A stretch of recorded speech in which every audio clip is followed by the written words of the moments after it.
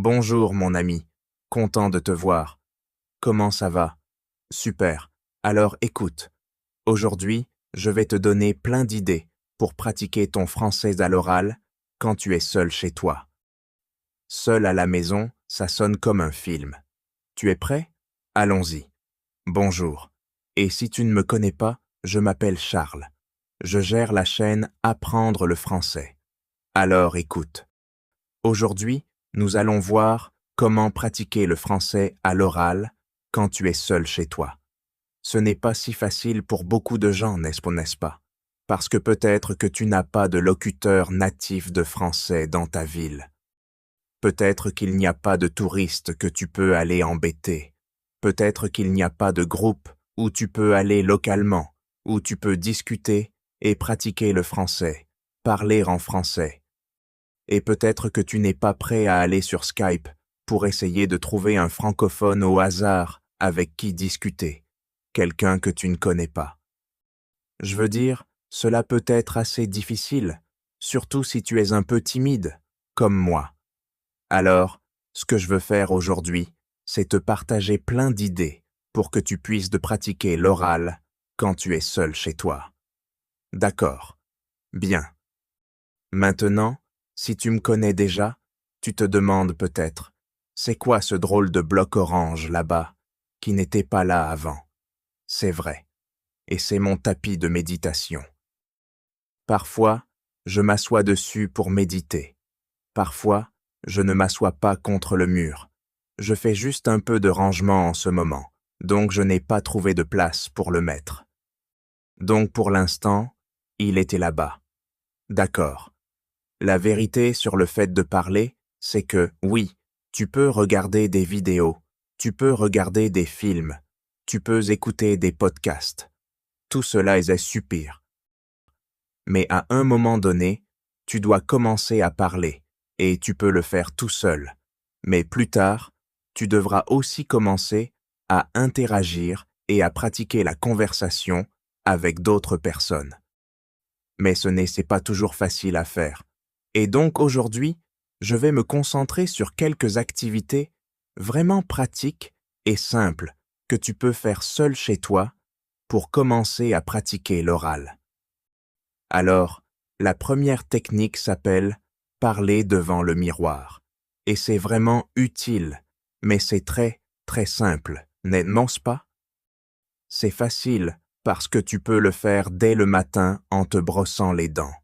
Ou, eh bien, tu ne peux pas parler en te brossant les dents, mais juste avant de te brosser les dents. Et le soir, avant d'aller te coucher, quand tu te laves le visage. Que veux-tu dire?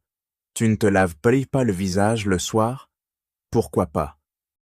Ma mère m'a toujours dit, assure-toi de te laver le visage, de bien nettoyer derrière les oreilles, de te laver le cou, de frotter ton cou. Oui. Lave-toi le visage avant d'aller te coucher. Apparemment, cela enlève toute la poussière et la pollution de ton visage. Bref, c'est un bon moment pour le faire. Et c'est bien parce que la clé pour apprendre et se préparer à l'IELTS, c'est l'habitude. N'est-ce pas? Et si tu peux associer ton apprentissage à une habitude existante, comme te brosser les dents ou te laver le visage, alors cela devient beaucoup plus facile. Alors, je faisais cela quand j'apprenais le chinois.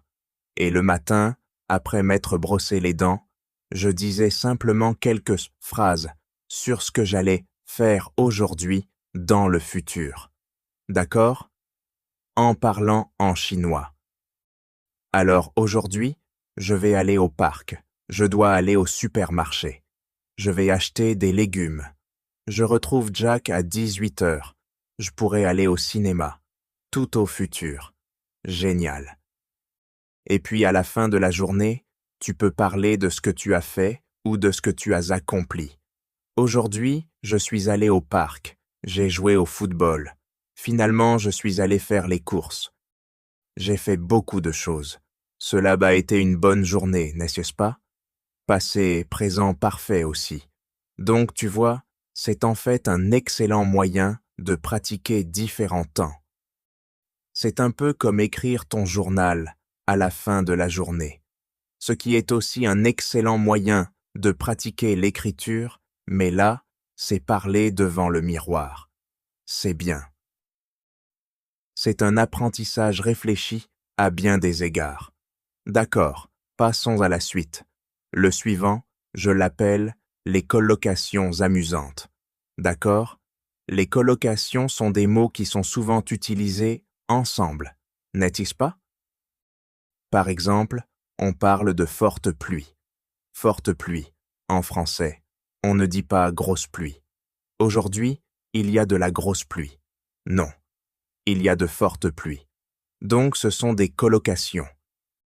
Le jeu des collocations, c'est là où on va pratiquer l'expression orale en utilisant une méthode d'enseignement très courante, basée sur l'approche par tâche. Et c'est basé sur préparer, pratiquer, présenter. Donc on va préparer les mots, les collocations, pratiquer les phrases, puis présenter un discours complet. D'accord. Maintenant, la raison pour laquelle je suggère de faire cela devant le miroir est qu'en réalité, il y a de grands avantages à parler devant un miroir. N'est-ce pas? Tout d'abord, les miroirs ne répondent pas comme les jeunes enfants ou les épouses. Mais à part cela, quand tu parles devant le miroir, tu peux regarder ta bouche et voir les mouvements que tu fais, ce qui est génial. C'est utile pour la prononciation. Tu peux aussi vérifier ton langage corporel. Tu pourrais être surpris de voir que tu parles sans jamais bouger les bras ou que tu réalises soudain que tu fais ce geste tout le temps. C'est bien, mais prendre conscience de ton langage corporel peut être très bénéfique. Et aussi, tu as l'impression de parler à quelqu'un, n'est-ce pas? Beaucoup de gens que je connais, et cela m'est arrivé aussi.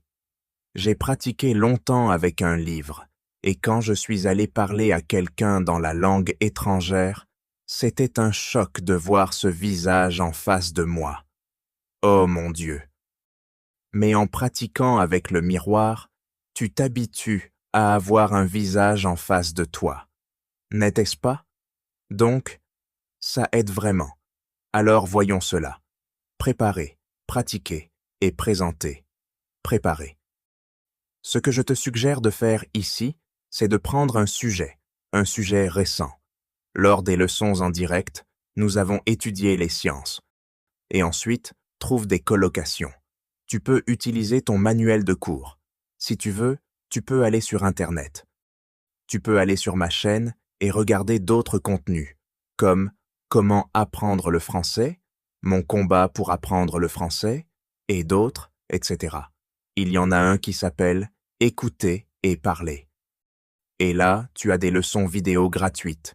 Tu peux passer en revue les leçons vidéo gratuites, et il y a une récente sur Comment apprendre le français. Alors, tu peux simplement écouter. Télécharge la vidéo. Oui, on veut la télécharger. Et ensuite, trouve toutes les collocations là-dedans. Regarde, tu as les notes Arpela ici. Et ici, tu as des collocations, tu as des idiomes, tu as plein de choses. Et ce que je ferai, c'est de prendre peut-être 6 ou 7 collocations ou idiomes comme science exacte. Ce n'est pas de la science nucléaire. Être sur la même longueur d'onde. Et c'est la préparation. N'est-ce pas? C'est la première étape. La deuxième étape est de faire une phrase avec ça, devant le miroir. D'accord? Science exacte. Eh bien, élever nos enfants n'est pas une science exacte. Cuisiner n'est pas une science exacte. Faire frire un œuf, ce n'est pas de la science nucléaire. C'est en fait assez facile, non? Et donc, je pratique simplement des phrases, ici. Et puis à la fin, après la pratique, présentation, je prends l'une des anciennes questions de la partie 2 sur les sciences. Peut-être quelque chose comme « Décrivez un domaine de la science qui vous intéresse » et commence à en parler pendant peut-être 1 minute, en essayant, si possible, d'utiliser certaines de ces phrases et expressions. D'accord? Donc tu pourrais dire quelque chose comme ça. décrivez un domaine de la science qui vous intéresse. Eh bien, d'accord. Je suppose qu'un domaine qui m'intéresse, en fait, c'est la cuisine. Et je sais que ce n'est pas une science exacte, mais je suppose que c'est une branche de la science alimentaire, peut-être. Tu vois? Et je suis intéressé par la science derrière la cuisine. Je pense que c'est très intéressant. Je sais qu'en cuisine, quand on chauffe des aliments, ils changent. Et quand on mélange différentes choses, comme du sucre et du vinaigre, on obtient différents niveaux d'acidité et des réactions chimiques se produisent. Donc je trouve ça vraiment intéressant. Je pense que les chefs et les scientifiques sont vraiment sur la même longueur d'onde parce qu'ils essaient d'expérimenter, de découvrir de nouvelles choses, que ce soit des plats ou des recettes, ce genre de choses. Je sais que cuisiner, ce n'est pas de la science nucléaire, mais je suis intéressé par le fonctionnement de la cuisine. Et donc, oui, même si ce n'est pas une science dure, je pense que c'est un domaine de la science intéressant pour moi. Donc, tu vois ce que je fais vraiment ici. Ce n'est pas de donner une réponse parfaite à la partie 2. J'essaye juste d'activer et de pratiquer certaines de ces expressions que j'ai apprises. Et c'est tout, vraiment. Alors, c'est tout. C'est génial parce que préparer les collocations, pratiquer les phrases, puis présenter un discours est une méthode vraiment éprouvée. Fais-le devant le miroir. C'est super. Tu obtiens tout. Tu as le contact avec quelqu'un, toi-même. Mais tu peux te voir, tu peux te surveiller. C'est vraiment, vraiment efficace, ce jeu des collocations amusantes.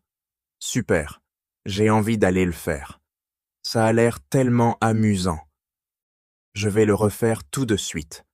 Je reviens dans un moment. Et ensuite, on passe à la pratique avec des audios courts. Je suis un grand fan de l'écoute intensive. Écouter des podcasts et des films. C'est super. Mais quand il s'agit de parler, je pense que les audios courts sont bien meilleurs. Ce sont des morceaux de taille réduite. Ils sont faciles à utiliser et ta concentration est plus courte pour des périodes plus courtes. Tu peux travailler avec, par exemple, des réponses d'exemples IELTS enregistrées. Il y a de nombreux sites qui en ont. Pas écrites, elles se doivent être enregistrées. D'accord? Tu veux écouter, puis parler. Il y a un outil dont j'ai parlé dans le passé à beaucoup d'étudiants ici. Il s'appelle LingQ et je l'aime bien parce qu'il était rempli d'audios courts que tu peux utiliser pour commencer à parler et il est gratuit.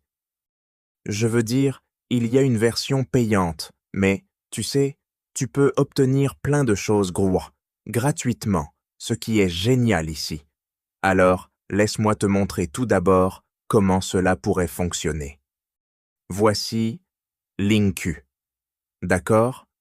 Je ne vais pas expliquer comment cela fonctionne. Tu pourras le découvrir une fois que tu t'inscriras gratuitement. Mais en gros, il y a une bibliothèque. Tu choisis ton niveau ici. Alors, disons que je vais choisir intermédiaire et tu peux choisir ici différents audios à écouter. J'ai l'une de mes leçons précédentes ici sur le sport que je vais ouvrir et laisse-moi te montrer brièvement comment cela fonctionne. On va juste se concentrer sur la partie de gauche. D'accord? D'accord. Essayons. Bonjour Steven. Bonjour Steve. Ravi de te revoir. Donc, ce que je veux que tu fasses d'abord, c'est que, en écoutant la phrase, tu identifies les mots accentués. Ravi de te voir. Ravi voir toi discuter un peu de ton intérêt pour le sport. Discuter intérêt sport. Donc je répète juste les mots accentués. Discuter intérêt sport. D'accord. Tu as vécu au Japon pendant pas mal d'années, je crois. Vécu Japon. Années, je crois. Environ 9 ans. 9 ans. D'accord. Donc tu vois, je fais juste l'accentuation des mots et, en plus, Tu peux aussi choisir des morceaux ou des phrases de qui te plaisent ou qui te semblent intéressants. Des années, et je pense que tu as vécu dans différentes villes. C'est exact. J'ai vécu à Sendai pendant 4 ans, qui est un peu au nord de Tokyo. Un peu au nord. Un peu au nord. C'est intéressant. Qui est un peu au nord? Pas au nord, pas situé au nord, juste un peu au nord. Sympa. Tokyo pendant 4 ans, puis 1 an dans le sud à Shikoku. Dans le sud? Intéressant. Pas dans le sud. Dans le sud. D'accord. Et as-tu pratiqué des sports pendant que tu étais au Japon? Un peu. Un peu. J'adore ça. Un peu. Un peu jouer un peu au foot. J'ai joué un peu au foot. Un peu de foot. N'est-ce pas génial? Donc tu vois, je choisis soit les mots accentués, soit des petites phrases ou des morceaux qui me plaisent, et ça nous aide vraiment à écouter et à se préparer à parler. Ensuite, après avoir fini, si tu veux, tu peux vérifier le script en écoutant à nouveau. C'est bien. Mais à la fin, ce que j'aimerais que tu essayes de faire, c'est de répéter l'audio ou la leçon en faisant un résumé. Donc répéter avec tes mots, sans lire, sans écouter. En fait, tu peux juste fermer ça et te concentrer sur tes propres mots. D'accord? Oups. Et puis, après avoir fait cela et un peu de pratique, tu pourrais essayer de raconter la leçon ou l'histoire et t'enregistrer. Si tu n'es pas sûr, il existe des applications mobiles pour enregistrer ta voix. Il y a Vocaroo, qui est également un enregistreur vocal en ligne très simple. Et s'enregistrer est génial parce que cela te met sous pression. Et ça, mon ami, c'est bien. De plus, une fois que tu as réécouté, tu peux comparer avec la leçon ou l'histoire originale et le script pour voir si c'est différent. As-tu fait une erreur? Au lieu de dire « un peu de football », as-tu dit « un peu football » ou as-tu utilisé des collocations différentes? D'accord. Au lieu de dire « sport individualisé », as-tu dit « sport personnel ». Quelque chose de différent. Ce processus d'observation te met de nouveau sous pression, ce qui est super, et il t'aide aussi à remarquer. Observer la langue est une sorte de feedback qui est essentiel pour s'améliorer. Donc c'est ça. Pratiquer avec des audios courts. Bien. Le prochain exercice est vraiment amusant et il s'agit d'imiter ton acteur ou actrice francophone préféré. D'accord. Ici, quand tu regardes un film en français, choisis quelques acteurs que tu aimes de vraiment et fais comme si tu étais eux. D'accord? Donc tu copies de leur langage corporel, leurs gestes, leurs expressions faciales, leur accent, leur voix, leurs mots. Tu copies tout. Pourquoi cela fonctionne-t-il? Parce que tout est une question d'identité. Une partie clé de l'apprentissage des langues est ton identité en tant que locuteur de français. Et en tant qu'étudiant, nous portons souvent un masque, où nous pouvons créer un masque derrière lequel nous nous cachons lorsque nous parlons une langue étrangère.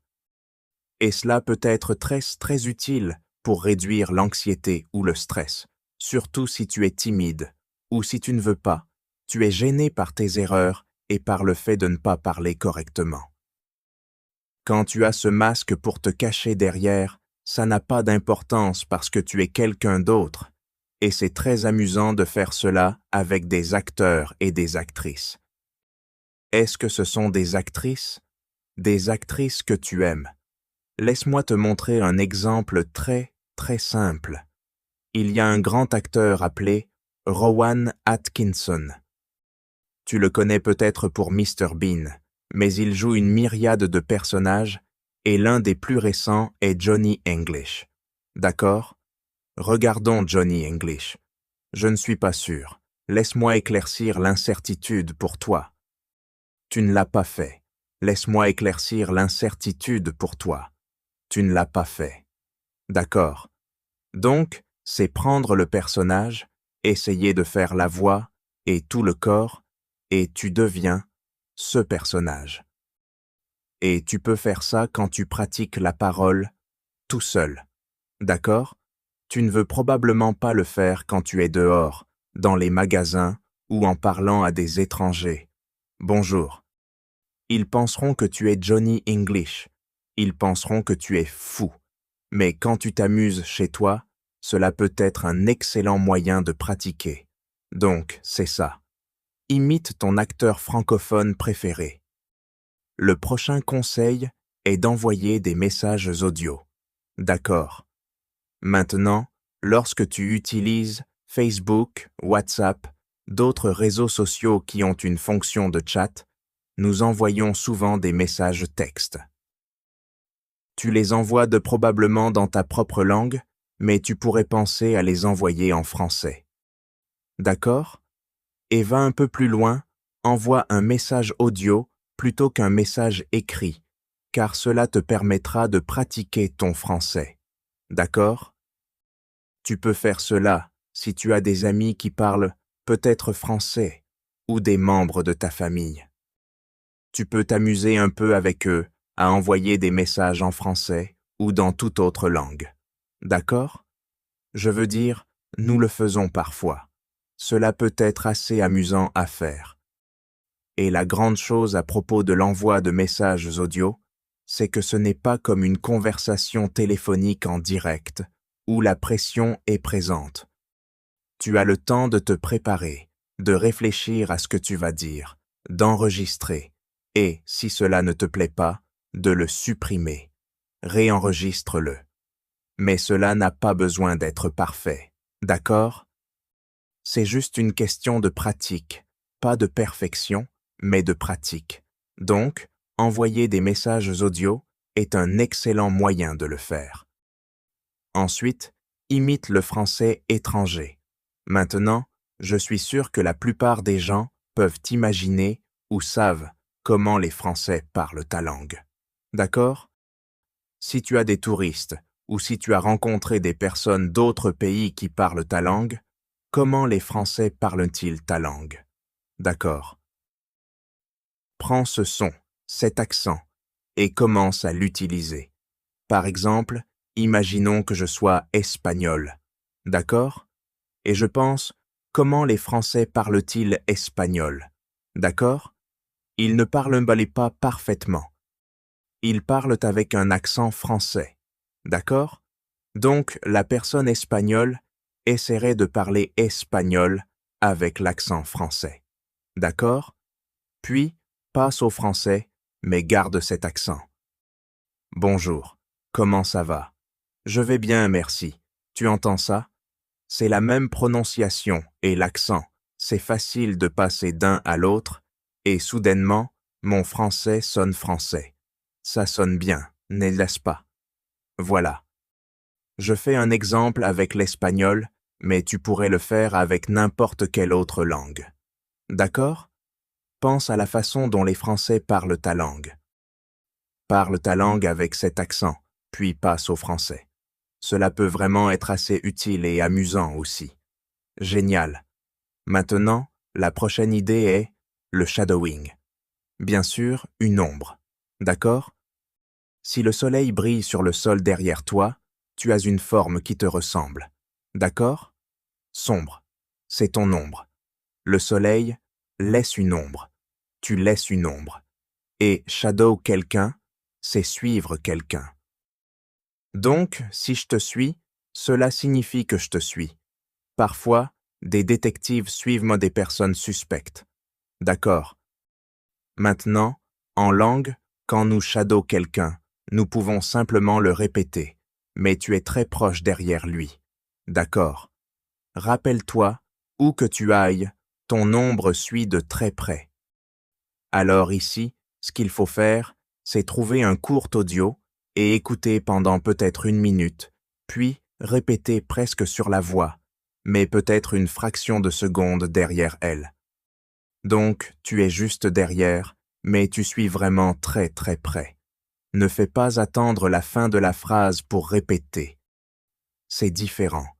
c'est vraiment être très proche derrière eux, et cela te force à te concentrer sur l'accentuation des mots et l'intonation.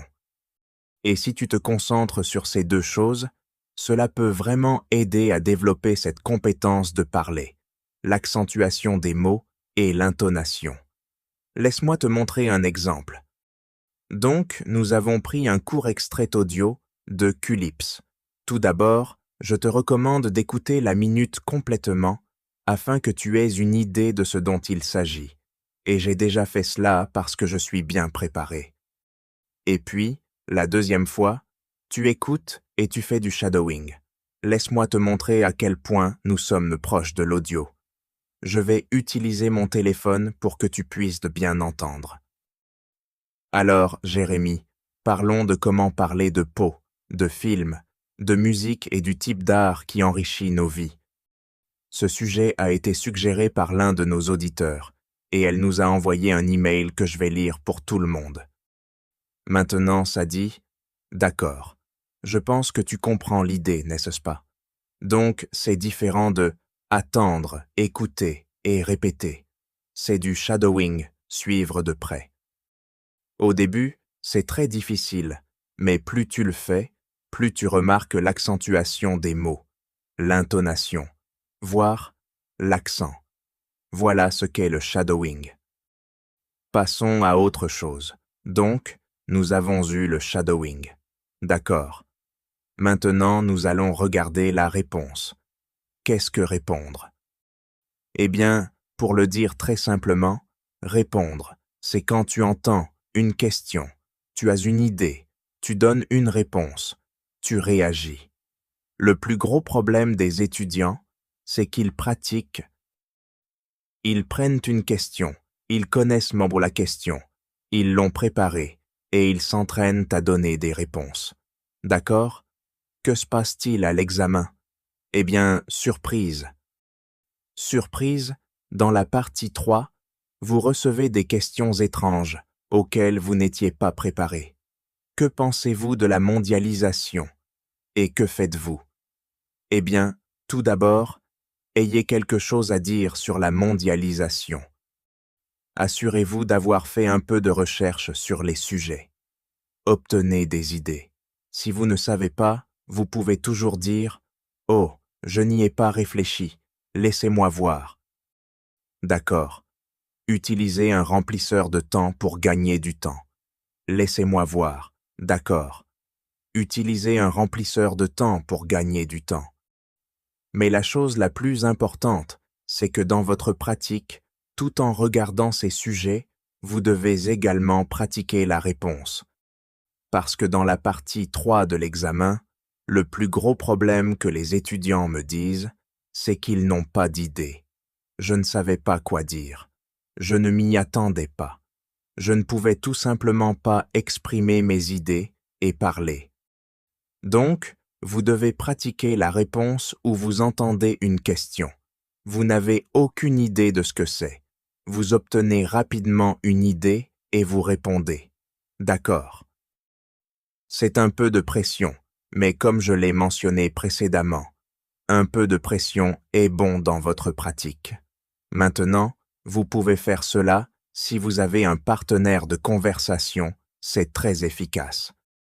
D'accord. Alors, ce que vous faites, c'est que l'un de vous dit « Je vais apporter 5 questions à notre prochaine séance » et vous ne savez pas ce qu'elles sont. Et l'autre personne fait la même chose. Vous arrivez à votre séance et vous vous posez ces questions surprises, et c'est un choc au début. Mais c'est comme tout. C'est comme aller à la salle de sport. Vous vous entraînez à cela et vous développez l'aptitude. Si vous n'avez pas de partenaire de conversation, vous pouvez faire un peu de pratique sur ma chaîne YouTube. D'accord? Si vous connaissez ma chaîne YouTube. D'accord. Des histoires racontées sans français sont cachées dans les playlists. Allez dans les playlists. Il y a beaucoup de choses ici que vous n'avez probablement jamais vues. Et tout en bas, vous verrez 2 épisodes qui sont très utiles pour vous. D'accord? Et ensuite, la prochaine question. Je veux dire, laissez-moi juste vous la jouer, et vous verrez. Appuyons sur Lecture aléatoire et cela joue automatiquement. Aimes-tu ta ville natale? Oh, c'est une bonne question. Aime-je ma ville natale? Ouais, je pense que ma ville natale, Giverny, qui est au nord de Paris, est un endroit très attractif. Il y a beaucoup de restaurants et de magasins. Cela attire également pas mal de touristes et ils viennent souvent voir le paysage industriel ou les terrains de football. Et Giverny, les touristes aiment-ils visiter ta ville natale? Ouais, il y a pas mal de touristes qui viennent visiter ma ville natale. Alors, vous voyez ce qui se passe. D'accord? Cela me pose juste automatiquement la question suivante et je pratique ma réponse parce que je ne sais pas quelles sont les questions, car c'est aléatoire. Donc, vous pouvez pratiquer cela. Vous pouvez également créer les vôtres. D'accord? Créez votre propre chaîne YouTube.